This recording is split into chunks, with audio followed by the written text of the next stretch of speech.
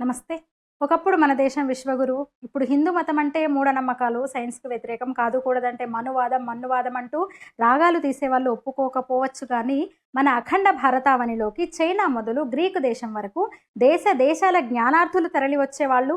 నలంద, తక్షశిల లాంటివి ఇప్పటికీ చరిత్ర పుస్తకాల చీకట్లలోంచి విజ్ఞానపు వెలుగుల్ని విరజిమ్ముతూనే ఉంటాయి.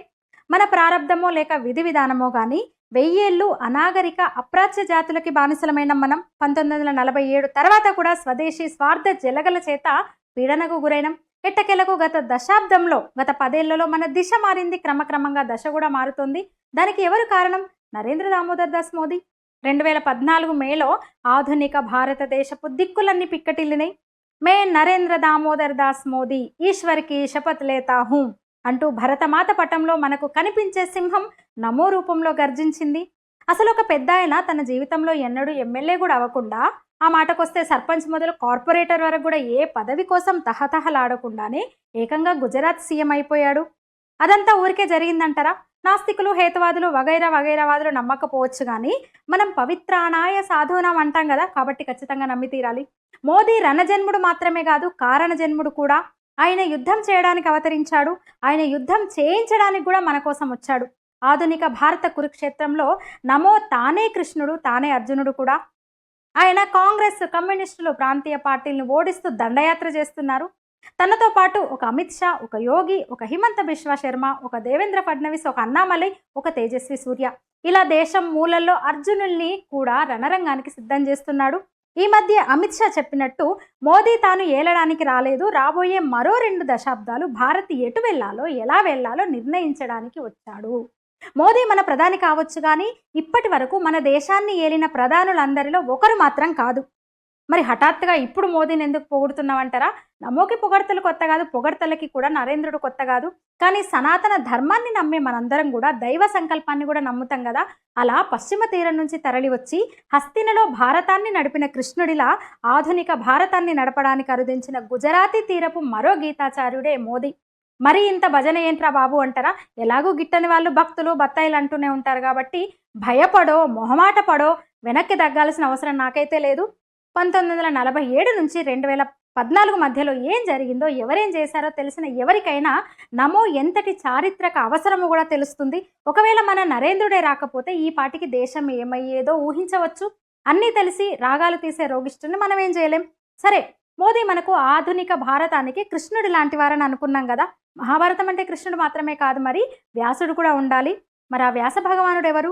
ఆ మహర్షిలాగే ఈ తరం ఇండియాని రచిస్తున్న అవతార పురుషుడు మోహన్ భగవత్, ఆర్ఎస్ఎస్ సర్సంఘచాలక్. నిజానికి ఆర్ఎస్ఎస్ అనగానే మనకు 100 ఏళ్ళ, అంటే ఇప్పుడు శతాబ్ది ప్రస్థానం గుర్తొస్తుంది. 100 ఏళ్ళు ఇప్పుడు ఆర్ఎస్ఎస్ అవతరించి, ఆవిర్భవించి. సో కాల్డ్ సెక్యులర్ ఉన్మాదులు ఎన్నిసార్లు హనుమంతుని తోకకు నిప్పు పెట్టే ప్రయత్నం లాంటి దుర్మార్గాలు చేసినా అదే నిప్పు పెట్టిన తోకతో లంకలన్నీ బూడిద చేస్తూ ముందుకు సాగింది. ఆ సంఘాన్ని భారత స్వాతంత్రానికి పూర్వమే పాంచజన్యం పూరించి ప్రారంభించిన వారు కేశవ్ బలిరామ్ హెడ్గేవార్, డాక్టర్ హెడ్గేవార్. ఆయన అవతరించింది ఏ సంవత్సరమో తెలుసా? 1889. అదే సంవత్సరం జన్మించారు పండిట్ జవహర్లాల్ నెహ్రూ. అయితే ఈరోజు ఆ నెహ్రూ కుటుంబం, ఆయన పార్టీ ఎక్కడున్నాయో మనకు తెలిసిందే కదా. అదే సంవత్సరం భరతమాత దాస్య విముక్తి కోసం అవతరించిన హెడ్గేవార్ నాటిన మొక్క ఈరోజు ప్రపంచపు అతిపెద్ద వటవృక్షమైంది. భూమి మీద మరే స్వచ్ఛంద సంస్థ కూడా ఆర్ఎస్ఎస్తో పోటీ పడలేదు, పరిమాణంలో కానీ పరిణామంలో కానీ. ఒకే సంవత్సరం భరతమాత ఒడిలోకి వచ్చిన డాక్టర్ హెడ్గేవార్, పండిట్ నెహ్రూ ఎలాంటి ప్రభావం చూపారో మాట్లాడుకున్నాం కదా. నిస్వార్థమైన దేశప్రేమ, దేశభక్తి ఎంతటి మహత్తర శక్తో ప్రస్తుత తరానికి మళ్ళీ కళ్ళకు కట్టేందుకు వచ్చారు 1950లో మరో ఇద్దరు. వారే ఆధునిక భారతానికి వ్యాసుడంతటి వారైన మోహన్ భగవత్, శ్రీకృష్ణుడి లాంటి నరేంద్ర దామోదర్ దాస్ మోదీ. వీళ్ళిద్దరూ ఒకే ఏడాదిలో, ఒకే నెలలో దేశ సేవకై భూమి మీదికి రావడం యాదృచ్ఛికమేం కాదు.